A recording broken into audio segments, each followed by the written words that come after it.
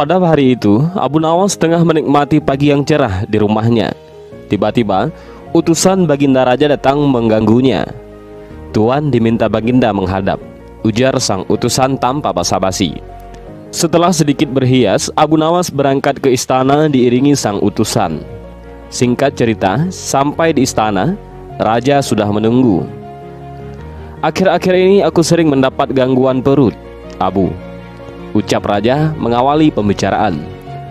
Abu Nawas agak bingung juga, tapi ia bersabar menunggu Baginda menyelesaikan titahnya. "Kata tabib pribadiku, aku kena serangan angin," lanjut Baginda Raja. Abu Nawas tiba-tiba mendapat firasat buruk. Pasti ini ujian lagi, pikir Abu Nawas. Urusan sakit perut jelas menjadi urusan tabib. Abu Nawas merasa tak ahli soal penyakit.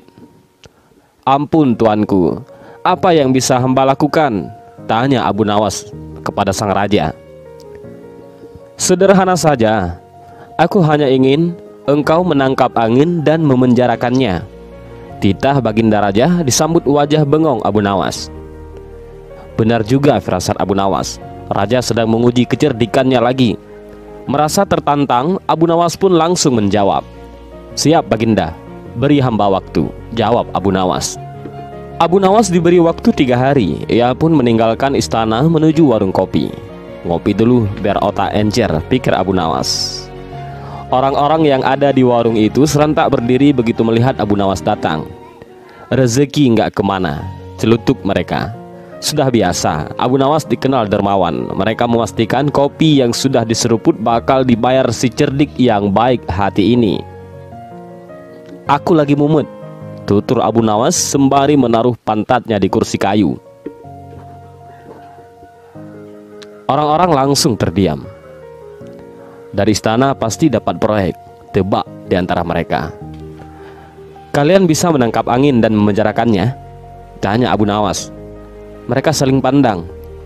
"Gila," ucap mereka sampai geleng-geleng kepala. "Angin kok ditangkap?"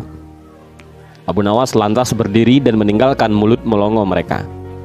"Hei, mau kemana?" teriak salah satu di antara mereka. "Pulang," jawab Abu Nawas dengan langkah gontainya. 3 hari begitu cepat datang, tapi tak perlu kaget, wajah Abu Nawas berseri-seri. Berkali-kali ia mengelus-ngelus perutnya. Ia pun menuju istana dengan langkah ringan. "Sudahkah engkau berhasil memenjarakan angin, hai Abu Nawas?" tanya Baginda Raja tanpa basa-basi lagi. "Sudah, Paduka yang mulia," jawab Abu Nawas yang membuat orang-orang di istana penasaran. Abu Nawas pun mengulurkan botol yang sudah disumbat. Kemudian ia menyerahkan botol itu kepada Raja Baginda. "Mana angin itu, hai Abu Nawas?" tanya Baginda sambil menimbang-nimbang botol itu. "Di dalam, tuanku yang mulia," jawab Abu Nawas. "Aku tak melihat apa-apa," kata Baginda Raja. "Ampun tuanku, memang angin tak bisa dilihat, tetapi bila Paduka ingin tahu angin, tutup botol itu harus dibuka terlebih dahulu," kata Abu Nawas menjelaskan. Setelah tutup botol dibuka, Baginda Raja mencium bau busuk. Bau tersebut tak asing bagi Raja, karena bau yang menyengat hidung itu adalah bau kentut. "Bau apa ini, hai Abu Nawas?" tanya Baginda marah. "Ampun tuanku, tadi hamba buang angin dan hamba memasukkan ke dalam botol. Karena hamba takut angin yang hamba buang itu keluar, maka hamba memenjarakannya dengan cara menyumbat mulut botol itu," kata Abu Nawas. Dan Raja pun langsung menyuruh Abu Nawas untuk pulang ke rumah. Abu Nawas dianggap sebagai salah satu penyair terbesar sastra Arab klasik. Ia digambarkan sosok yang bijaksana sekaligus kocak. Dia juga dianggap sebagai sufi, dan dia juga dianggap sebagai seorang sufi. Dan kali ini kita akan menceritakan kisah Abu Nawas yang menyanggupi memindahkan istana raja ke atas gunung. Baginda baru saja membaca kitab tentang kehebatan Raja Sulaiman yang mampu memerintahkan para jin memindahkan singgasana Ratu Bilqis di dekat istananya. Baginda tiba-tiba merasa tertarik, hatinya mulai tergelitik untuk melakukan hal yang sama. Mendadak beliau ingin istananya dipindah ke atas gunung agar bisa lebih leluasa menikmati pemandangan di sekitar. Dan bukankah hal itu tidak mustahil bisa dilakukan, karena ada Abu Nawas yang amat cerdik di negerinya. Abu Nawas segera dipanggil untuk menghadap Baginda Raja Harun ar-Rasyid.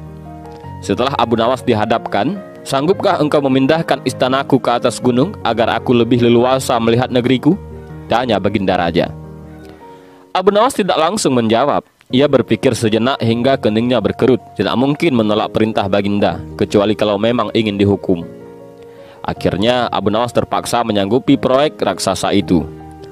Ada satu lagi permintaan dari Baginda. Pekerjaan itu harus selesai hanya dalam waktu 1 bulan.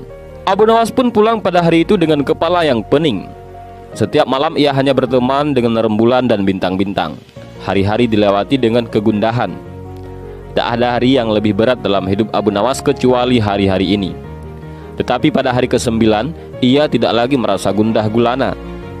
Dan keesokan harinya Abu Nawas menuju istana. Ia menghadap Baginda untuk membahas pemindahan istana. Dengan senang hati pun Baginda akan mendengarkan apa yang diinginkan oleh Abu Nawas. "Ampun tuanku, hamba datang ke sini hanya untuk mengajukan usul untuk memperlancar pekerjaan hamba nanti," kata Abu Nawas. "Apa usul itu?"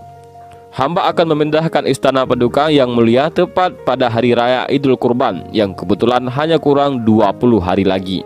"Kalau hanya itu usulmu, baiklah," kata raja. "Satu lagi Baginda," kata Abu Nawas. "Apa lagi?" tanya Baginda. "Hamba mohon Baginda menyembelih 10 ekor sapi yang gemuk untuk dibagikan langsung kepada fakir miskin," kata Abu Nawas. "Usulmu kuterima," kata Baginda menyetujui. Abu Nawas pun pulang dengan perasaan riang gembira. Kini tidak ada lagi yang perlu dikhawatirkan. Nanti bila waktunya sudah tiba, ia pasti akan dengan mudah memindahkan istana Baginda Raja. Jangankan hanya memindahkan ke puncak gunung, ke dasar samudera pun Abu Nawas akan sanggup. Desas-desus mulai tersebar ke seluruh pelosok negeri. Hampir semua orang berharap-harap cemas. Tetapi sebahagian besar rakyat merasa yakin atas kemampuan Abu Nawas, karena selama ini Abu Nawas belum pernah gagal melaksanakan tugas-tugas aneh yang dibebankan di atas pundaknya. Namun ada beberapa orang yang meragukan keberhasilan Abu Nawas kali ini. Saat-saat yang dinanti-nantikan pun tiba. Rakyat berbondong-bondong menuju lapangan untuk melaksanakan sholat hari raya Idul Kurban. Dan seusai sholat, 10 sapi sumbangan Baginda Raja disembelih, lalu dimasak, kemudian segera dibagikan kepada fakir miskin. Dan kini giliran Abu Nawas yang harus melaksanakan tugas berat itu. Abu Nawas berjalan menuju istana yang diikuti oleh rakyat. Sesampai di depan istana, Abu Nawas bertanya kepada Baginda Raja, "Ampun tuanku yang mulia, apakah istana sudah tidak ada orangnya lagi?" "Tidak ada," jawab Baginda Raja singkat. Kemudian Abu Nawas berjalan beberapa langkah mendekati istana. Ia berdiri sambil memandangi istana. Abu Nawas berdiri mematung seolah-olah ada yang ditunggu. Benar, Baginda Raja akhirnya tidaklah sabar. "Abu Nawas, mengapa engkau belum juga mengangkat istanaku?" tanya Baginda Raja. "Hamba sudah siap sejak tadi Baginda," jawab Abu Nawas. "Apa maksudmu engkau sudah siap sejak tadi? Kalau engkau sudah siap, lalu apa yang engkau tunggu?" tanya Baginda yang masih diliputi penasaran. "Hamba menunggu istana Paduka yang mulia diangkat oleh seluruh rakyat yang hadir untuk diletakkan di atas pundak hamba. Setelah itu hamba tentu akan memindahkan istana Paduka yang mulia ke atas gunung sesuai dengan titah Paduka." Baginda Raja Harun ar-Rasyid pun terpana. Beliau heran, melongo. Beliau tidak menyangka Abu Nawas masih bisa keluar dari lubang jarum. Memang Abu Nawas luar biasa.